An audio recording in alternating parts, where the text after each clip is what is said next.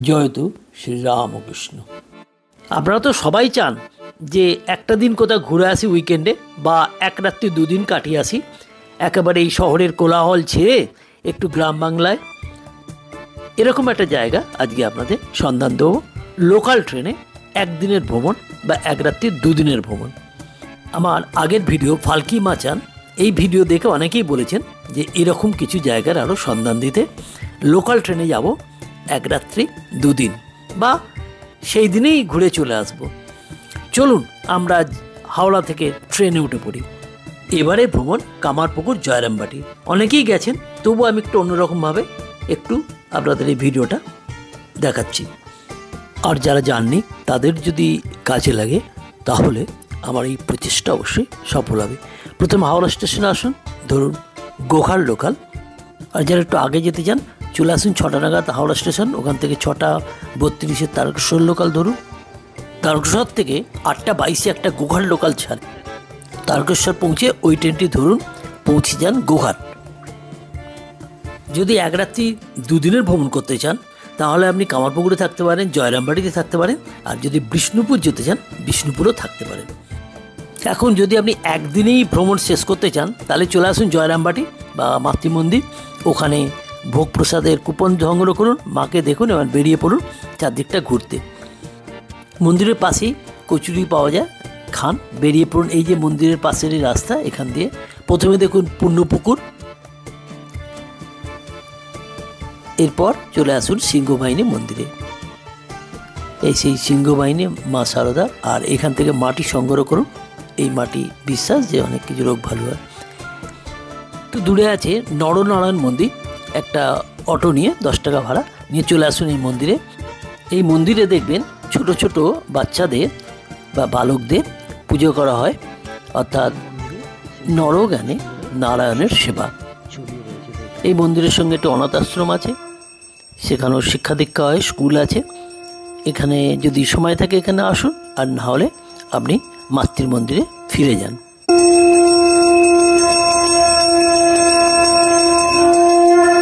জয়রামবাটি সারদা মঠে দুপুর 11:30 থেকে প্রসাদ দেওয়া হয়।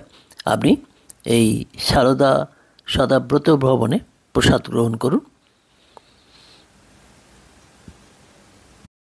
সকালে এই সারদা মঠে এসে আপনাকে প্রথমেই অফিসের থেকে খাবারের কুপন জোগাড় করতে হবে। আর আপনি যদি এখানে থাকার মতন ব্যবস্থা করতে পারেন তাহলে এই অফিসে যোগাযোগ করে থাকার জন্যে আপনাকে যথাযথ রুম নিতে হবে।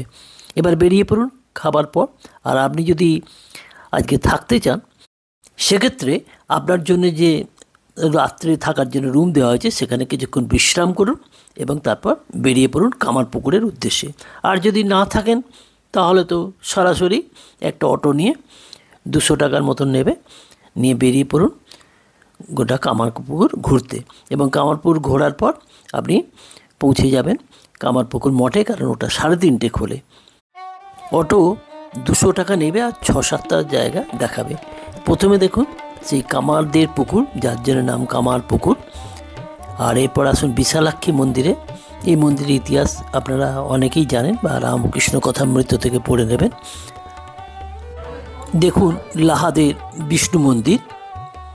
আর এই লাহাদের বিষ্ণু মন্দিরে আপনি একটু দেখে নিতে পারেন এই বিভিন্ন মাটির পুতুল দিয়ে রামকৃষ্ণ দেবের জীবন উপাখ্যান নিয়ে বিভিন্ন কাহিনী তুলে ধরার চেষ্টা করা হয়েছে বা তুলে ধরা হয়েছে। এটাও একটু দেখে নিন, একটু অন্যরকম লাগবে। এরপর কামারপুকুর মঠে প্রবেশ করুন এবং সন্ধ্যা আরতি দেখুন।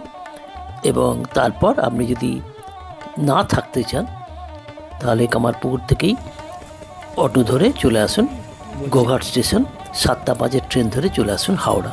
আর যদি আপনি থাকতে চান জয়রামবাটি বা কামারপুকুরে তাহলে জয়রামবাটিতে যে ঘর নিয়েছেন সেখানে থাকুন, তাহলে ভোরবেলায় 4টের সময় মঙ্গল আরতি দেখতে পারবেন। পরদিন সকালে জলখাবার 6:30টায় দেওয়া হয়, এটা খেয়ে বেরিয়ে পড়ুন। যদি আপনি বিষ্ণুপুর যেতে চান তাহলে বিষ্ণুপুরের উদ্দেশ্যে, আর যদি সেদিন সকালেই বাড়ি ফিরে আসতে চান তো আসতে পারেন। ধরে নিচ্ছি আপনি বিষ্ণুপুর যাবেন, অর্থাৎ এক রাত্রে দুদিনের ভ্রমণ করছেন, তাহলে এখন সড়কপথে যেতে হবে। আগামী দিনে তারকেশ্বর থেকে বিষ্ণুপুর লাইন সম্পূর্ণ হয়ে গেলে হাওড়া বিষ্ণুপুর ট্রেন চললে আপনি ট্রেনেই বিষ্ণুপুর যেতে পারবেন। ট্রেন তো এখন চালু হয়নি, কাজেই বাস ধরবেন। আপনার কামারপুকুর বা জয়রামবাটি থেকে বিষ্ণুপুর যাওয়ার বাস পাওয়া যাবে, 2 ঘন্টা লাগবে। তো সকাল সকাল ওই যে বললাম, সকালে জলখাবার খেয়ে বেরিয়ে পড়ুন 7টা-8টার মধ্যে। বিষ্ণুপুর পৌঁছে ওখানেও যথারীতি একটি অটো নেন, একটু দরদাম করে অবশ্যই নেবেন। নিয়ে ওরাই আপনাকে স্পটগুলো দেখাবে। প্রথমে চলে আসুন রাসমঞ্চে। এটার নাম রাসমঞ্চ।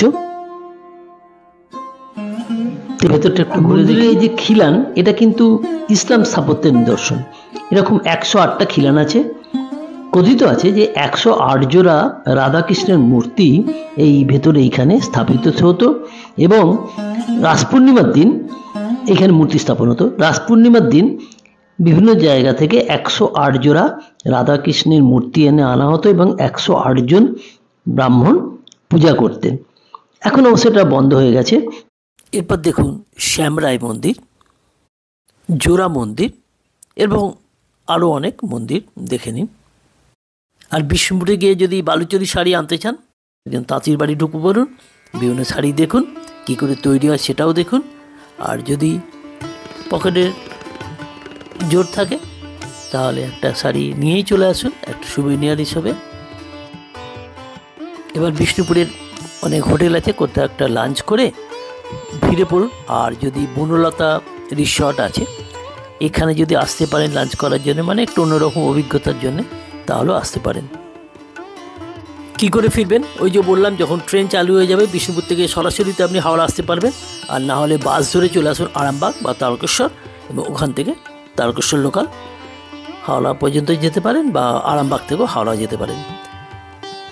আর যদি এক্সপ্রেস ট্রেনে ফিরতে চান তাহলে রূপসী বাংলা ট্রেন ছাড়ে 5টা 35-এ বিষ্ণুপুর থেকে 9টা 10-15 নাগাদ হাওড়া এসে পৌঁছায়।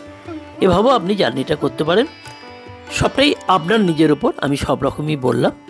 দেখুন, আর বিষ্ণুপুর থেকে এই মাটির ঘোড়া এগুলো আনতে পারেন স্মারক হিসাবে। এই প্রসঙ্গে আমার প্রিয় দর্শকদের বলে রাখি যে আমার এই কামারপুকুর জয়রামবাটি বিষ্ণুপুর ভ্রমণের 3টে পর্ব আগে বেরিয়েছিল, যারা দেখেননি প্লিজ একটু দেখে নেবেন। আর আমার শেষ অনুরোধ, একটু সাবস্ক্রাইব করে দেবেন যারা আমার চ্যানেলকে এখনও সাবস্ক্রাইব করেননি, যাতে আমার চ্যানেলটা একটু গ্রোথ হয়। ধন্যবাদ, ভালো থাকবেন। আর একবার আপনাদের সকলকে প্রণাম, ধন্যবাদ।